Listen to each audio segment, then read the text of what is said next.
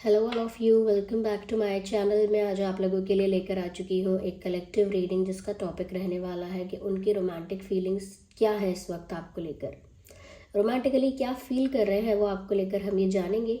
ये reading general है, collective है। हो सकता है कि आपकी सिचुएशन के साथ एक्यूरेटली रेजोनेट करे, हो सकता है कि बिल्कुल रेजोनेट ना करे, हो सकता है सिर्फ कुछ परसेंट करे। तो ओपन माइंडेड होकर ये रीडिंग सुनिएगा। ज़बरदस्ती अपने आप को रीडिंग में फिट इन करने की कोशिश मत कीजिएगा क्योंकि ये एक जनरल रीडिंग है। ओके, चलिए। सभी ज़ोडिएक साइंस के लिए है ये रीडिंग, हर उम्र के व्यक्ति के लिए है। आइए देखते हैं कि उनकी रोमांटिक फीलिंग्स क्या हैं आपको लेकर।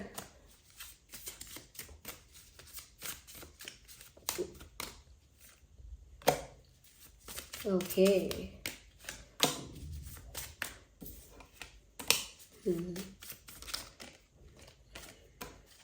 राइट।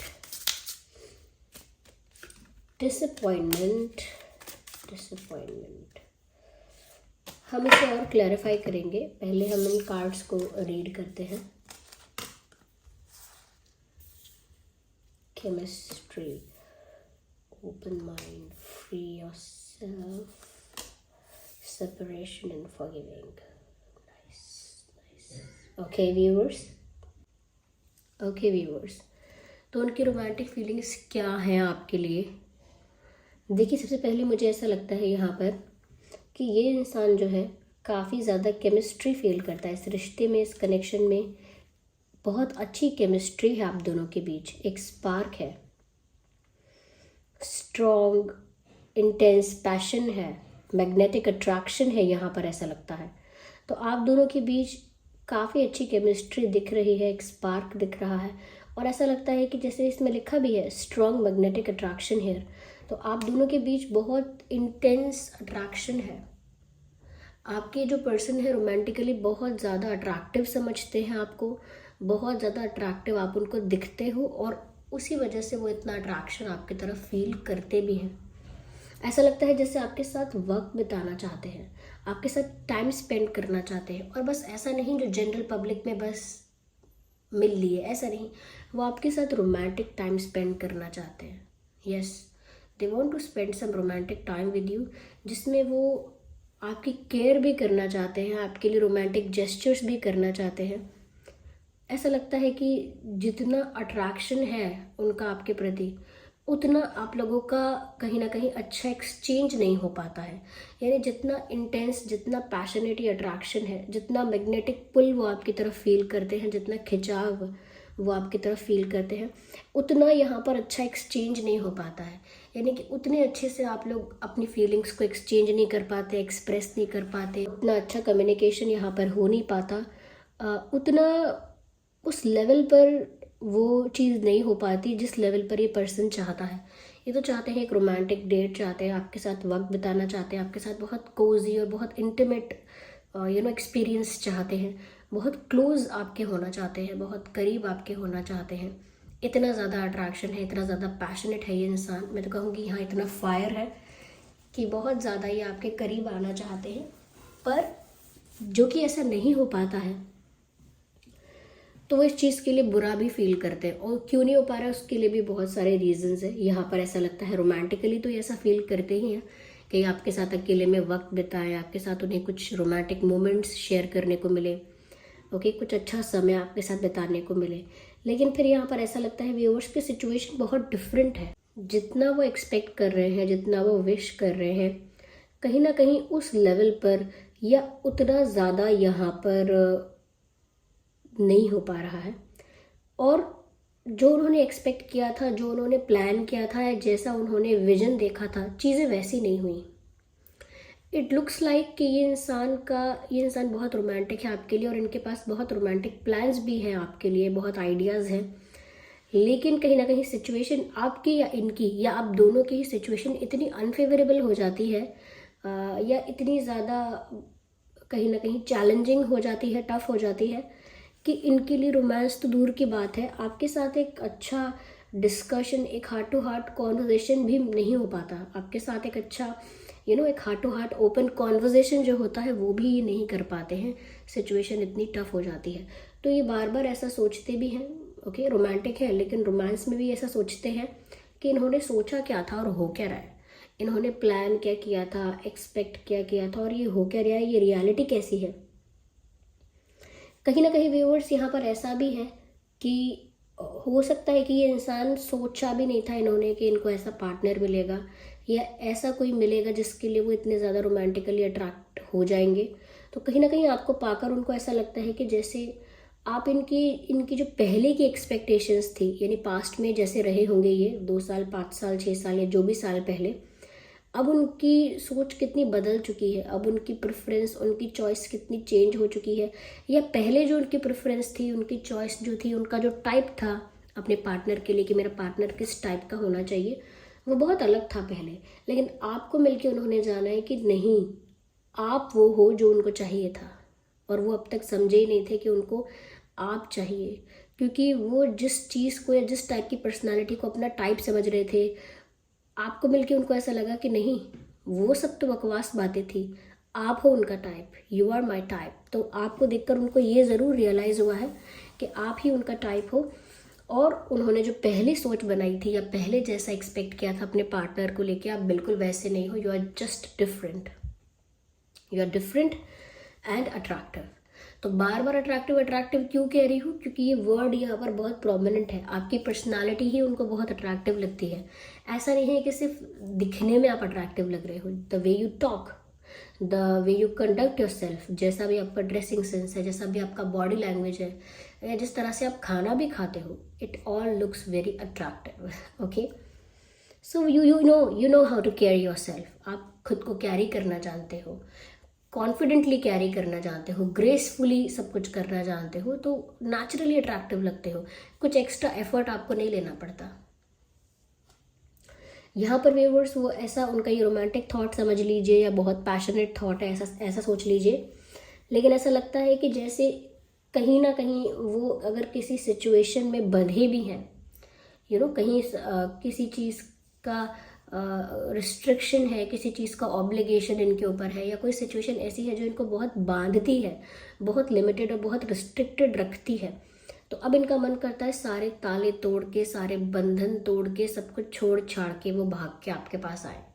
उनको लगता है बहुत हो गई ये प्रतिबंधित रहना, बहुत हो गया ये लिमिट्स में रहना, बहुत हो गया ये फॉलो करो वो फॉलो करो, सिचुएशन का फेवर में होने का इंतज़ार करो, समय का इंतज़ार करो, right time, right opportunity, divine timing, this that. उनको लगता है ये सब अब मुझसे नहीं होने वाला है, उनको लगता है कि ये सब अब वो और ज़्यादा नहीं कर सकते, they are just coming to you. वो तो बस सब कुछ छोड़ के अपने आप को फ्री करके, जो भी परिस्थितियां हैं उन सभी परिस्थितियों से अपने आप को फ्री करके बस भाग के दौड़ के आपके पास आना चाहते हैं without wasting any more time. क्योंकि लगता है शायद इनका पास्ट इनको आज भी स्टक करके रखता है, इनकी फैमिली रिस्पॉन्सिबिलिटीज़, इनकी अदर रिस्पॉन्सिबिलिटीज़, इनकी अदर ड्यूटीज़, अदर ऑब्लिगेशंस, कुछ ऐसी चीज़ें हैं जो अभी भी इनको रोक के रखती हैं इनके मन की करने से। ये इनकी फैमिली भी हो सकती है, तो या कुछ सिचुएशंस ही ऐसी हैं, ज़रूरी नहीं है कि फैमिली को या किसी को ब्लेम ही करना है, कोई सिचुएशंस भी ऐसी हो सकती हैं जो इनको बहुत बांध के या बहुत ज़्यादा कहीं ना कहीं स्टक या बहुत कंट्रोल में रखती हैं। तो इसीलिए इनको भी ना अपने इमोशंस को, अपने दिल को बहुत ज़्यादा कंट्रोल्ड वे में हैंडल करना पड़ता है कि बात करनी है तो इतनी करनी है, मिलना है तो इतना ज़्यादा नहीं करना है, पता लग जाएगा सबको, सबको पता लगेगा तो क्या कहेंगे सब, ये करेंगे वो करेंगे, मेरे लिए प्रॉब्लम क्रिएट करेंगे, मेरे लिए ड्रामा हो जाएगा, मेरे लिए सीन क्रिएट हो जाएगा। तो हो सकता है कि अगर वो इंडिपेंडेंटली अपनी खुशी से कुछ करना चाहे तो उनके लिए ये एक प्रॉब्लम भी बन सकती है, और उनके लिए नहीं, ये आपके लिए भी प्रॉब्लम बन सकती है, इसीलिए थोड़ा डिस्टेंस भी मेंटेन करना पड़ता है। ना चाहते हुए भी उन्हें आपसे अपने आप को दूर रखना पड़ता है, ना चाहते हुए भी कहीं ना कहीं अपने आप को कंट्रोल करना पड़ता है, अपने इमोशंस को, अपने पैशन को, क्योंकि यहाँ बहुत अट्रैक्शन है, ये इंसान बहुत अट्रैक्टेड है, और इतना अट्रैक्शन कंट्रोल करना सच में इंसान को अंदर से तोड़ता है, अंदर से दुखी करता है। तो ये इतने पैशनेट है, इतने रोमांटिक हैं व्यूवर्स, कि ये सब कुछ कभी कभी इनका मन ऐसा ही होता है, जब ज़्यादा ही उनको लगने लगता है तो उनको लगता है बस अब मेरा मन कर रहा है कि मैं सब कुछ छोड़ कर आऊँ, भाग के आ जाऊँ, सारे बंधन तोड़ कर आ जाऊँ, कोई बंधन मुझे ना रोके। फिर वो वापस अपने कंट्रोल में आते हैं, सेंसेस में आते हैं, संभालते हैं अपने आप को, and this is how they do things. Somewhere viewers वो आपसे माफ़ी मांगना चाहते हैं क्योंकि वो आपको वो सब कुछ नहीं प्रोवाइड करवा पाए हैं अभी तक जो आप डिज़र्व करते हो। उनको तो ऐसा ही लगता है। उनको ऐसा लगता है कि जितना प्यार, जितना अटेंशन, अफेक्शन, रिस्पेक्ट और केयर जितना ज़्यादा आप डिज़र्व करते हो इस रिश्ते में, उतना ज़्यादा आपको मिला नहीं है इनकी तरफ से। और ये उस चीज़ को लेकर काफ़ी एम्बैरेस्ड है। आप भी यहाँ पर बहुत डिसअपॉइंटेड हैं। कहीं ना कहीं ये सेपरेशन का कार्ड इसीलिए है क्योंकि व्यूअर्स आप भी यहाँ पर बहुत डिसअपॉइंटेड है and you are just thinking कि मैं क्यों इस पर्सन से मैंने बात की। आप सोच रहे हैं जैसे कि क्यों मैंने इस पर्सन से बात की, क्यों मैंने इनके बारे में सोचा ऐसा ऐसा, और क्यों मैं इनके साथ आगे बढ़ा या बढ़ी। मुझे क्या हो गया था, मैंने क्यों इस इंसान को चुना, या ये इंसान क्यों मेरी लाइफ में आया। ऐसी बातें आप खुद को भी कर रहे हो क्योंकि यहाँ पर आप भी उस सेपरेशन को फील कर रहे हो। उस सेपरेशन में जो दुख होता है, वो सेपरेशन में जो तकलीफ़ होती है, वो जो दर्द है, वो आप फील कर पा रहे हो। और ये दोनों तरफ से फील किया जा रहा है। अगर सेपरेशन है तो वो सेपरेशन इनको भी बहुत दुखी कर रहा है, इनको भी बहुत परेशान कर रहा है, सता रहा है। तो इनको भी अच्छा नहीं लग रहा कि आपसे दूर रहे या सेपरेट रहे। ये सेपरेशन ब्रेकअप भी हो सकता है, या आप लोग एक दूसरे को साइलेंट ट्रीटमेंट दे रहे हैं, ऐसा हो सकता है। या अगर साइलेंट ट्रीटमेंट नहीं है तो ये भी हो सकता है कि कहीं ना कहीं आप लोगों के बीच एक इमोशनल डिस्टेंस आया है, बातचीत कम हो गई है, या कोई कॉन्फ्लिक्ट, कोई मिसअंडरस्टैंडिंग, लेकिन किसी तरह का तो यहाँ पर सेपरेशन है because there is the card of separation. Okay, तो यहाँ पर कार्ड आया है सेपरेशन का, तो किसी तरह का सेपरेशन, किसी तरह का गैप तो यहाँ पर नज़र आ रहा है।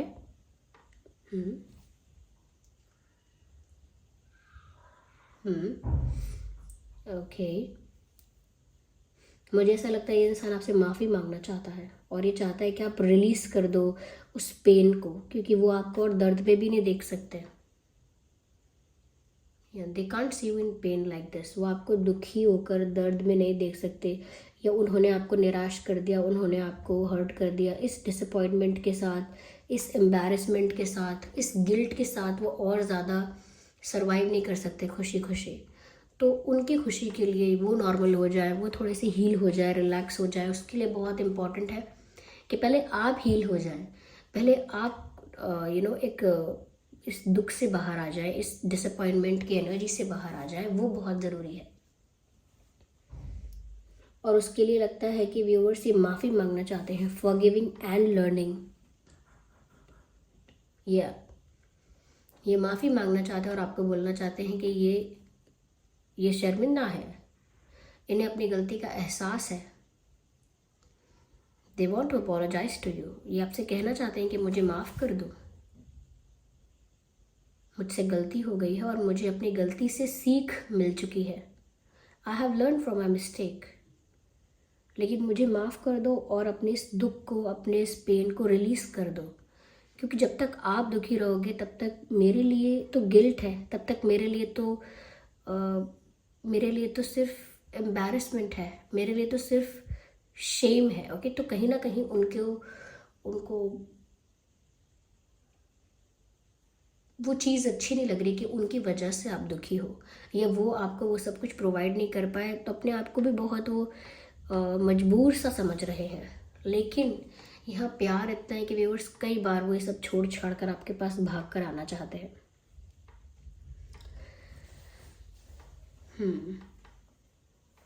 आइए देखते हैं यहाँ क्या गाइडेंस है, डिवाइन मैसेजेस क्या है यहाँ पे,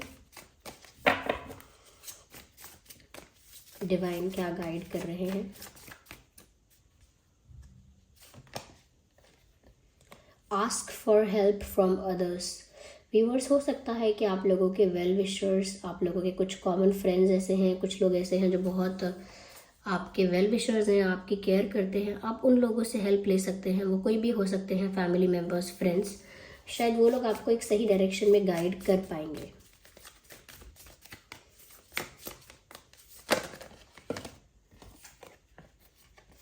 नॉट द राइट टाइम। मैंने कहा ना, कई बार उनका मन करता है भाग कर आपके पास आने का, लेकिन फिर भी नहीं आ पाते हैं, चाह कर भी नहीं आ पाते हैं, क्योंकि यहाँ डिवाइन मैसेज आ गया है। This is not the right time, ये सही समय नहीं है, इसीलिए वो आप तक नहीं पहुंच पाते हैं। मन बनाकर भी, डिसाइड करके भी, बहुत ज़्यादा पैशनेट होकर भी उन्हें अपने आप को रोकना पड़ता है। इसीलिए अभी तक यहाँ पर ये सेपरेशन है। मुझे तो ऐसा ही लग रहा है अभी भी आप लोगों के बीच किसी टाइप का सेपरेशन तो है। देख लीजिए, मैंने कहा ना, कहीं तो ये फंसे हुए हैं, कहीं तो ये स्टक है, कोई ऑब्लिगेशन, कोई रिस्पॉन्सिबिलिटी, कोई कंट्रोल तो ऐसा है, क्योंकि यहाँ कॉम्प्रोमाइज़ का कार्ड आया है। यानी कि इनके लिए कोई ना कोई कॉम्प्रोमाइजिंग सिचुएशन है और उस कॉम्प्रोमाइज़ में अभी ये स्टक है। तो कहीं तो कॉम्प्रोमाइज़ किया है उन्होंने, जिस कॉम्प्रोमाइज़ को अब वो हैंडल कर रहे हैं समहाउ। तो यहाँ पर कुछ तो ऐसा है जो उनको फ्री नहीं होने देता है, बांध के रखता है, रिस्ट्रिक्ट करके, कंट्रोल करके। इसीलिए यहाँ पर कॉम्प्रोमाइज़ हुआ है कहीं तो। Okay,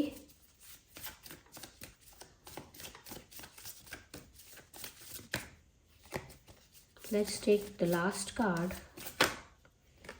perfect time. यस, तो व्यूअर्स थोड़ा सा ज़रूरी आपके पास आएंगे ज़रूर, लेकिन थोड़ा सा वेट करना पड़ेगा। एक परफेक्ट टाइमिंग का इंतज़ार तो अभी भी करना ही होगा, पेशेंस अभी भी रखना ही होगा, क्योंकि परफेक्ट टाइमिंग पर ये चीज़ें होंगी। ओके ओके, यहाँ पर आइए देखते हैं व्यूअर्स कि ये जो पर्सन है इनके नाम में और आपके नाम में क्या अल्फ़ाबेट्स हो सकते हैं।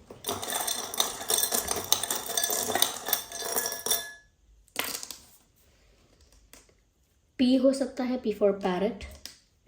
एल हो सकता है, एल फॉर लायन। एंड के हो सकता है, K for kite. T for telephone, T हो सकता है।